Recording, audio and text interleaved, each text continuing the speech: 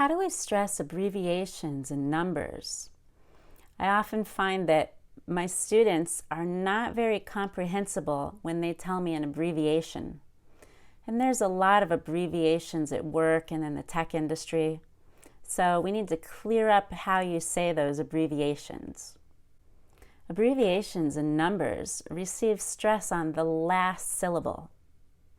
So one common error is to kind of die out of energy by the time you get to the end of a sentence or the end of a word. But that's absolutely the opposite of what you want to do in American English. You can't die out of energy by the last syllable or the last word or the last idea. It's actually the last word in the sentence that's the most important. So let's try stressing the last letter in each of these abbreviations. MBA. So it's not MBA. MBA. No, it's MBA. Definitely more energy on the A. MBA. And notice how all the letters are linked together.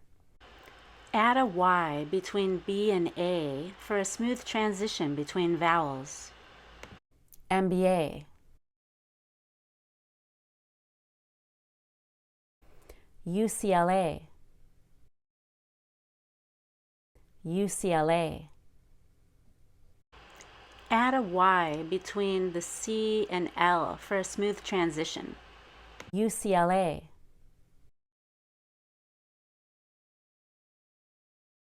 HTML. HTML. Add a Y between the T and M for a smooth transition. HTML.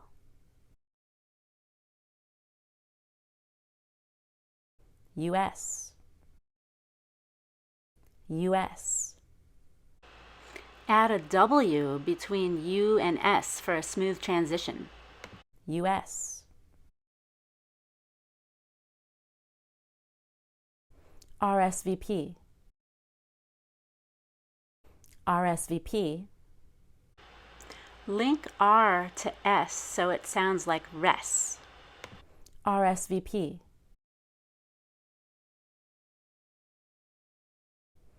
CEO. You have a choice. You can either say CEO and put a Y between the C and the E, or you can say CEO and only put a Y between the E and the O. And the O at the end of CEO is very lengthened and stretched out and clear. So I wouldn't say CEO. I say CEO. SSI.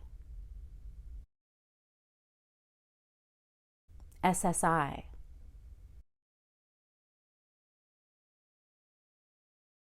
SSI.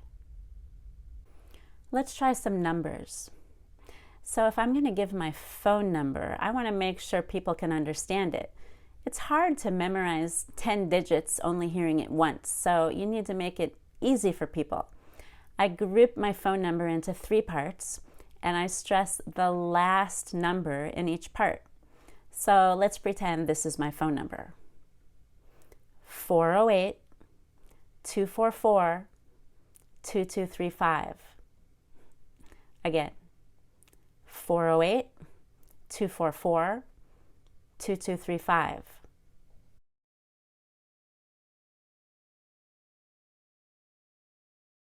How about dates? 1999,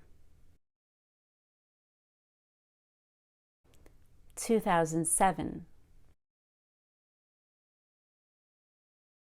For places and people, we want to stress the last word. So we stress someone's last name. Judy Jones. So I wouldn't say Judy Jones. And I wouldn't say Judy Jones. I say Judy Jones.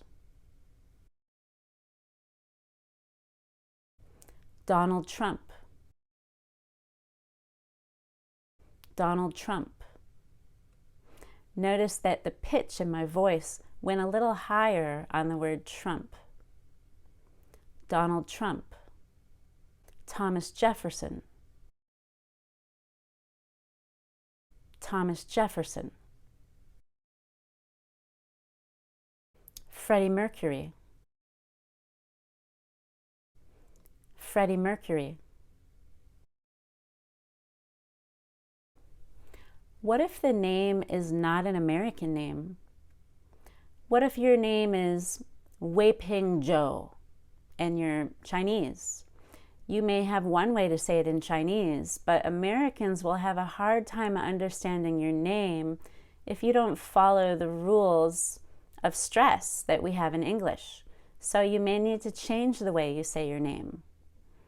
So her name would be Wei Ping Zhou. Wei Ping Zhou. Now, a Japanese person might want to say Tamoko Nagasaki. That would be a little harder for an American to process because it doesn't have our usual rhythm. So if I say that Japanese name in English, it will sound like this. Tomoko Nagasaki. Tomoko Nagasaki.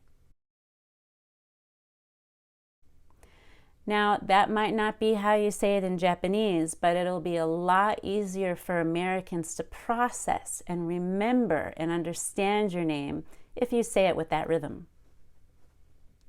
How about places? We stress the last word in a place.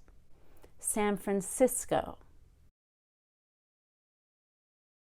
So it's not San Francisco, it's San Francisco. North Carolina. North Carolina.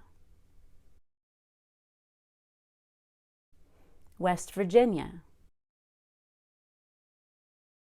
West Virginia. Brighton Beach. Brighton Beach.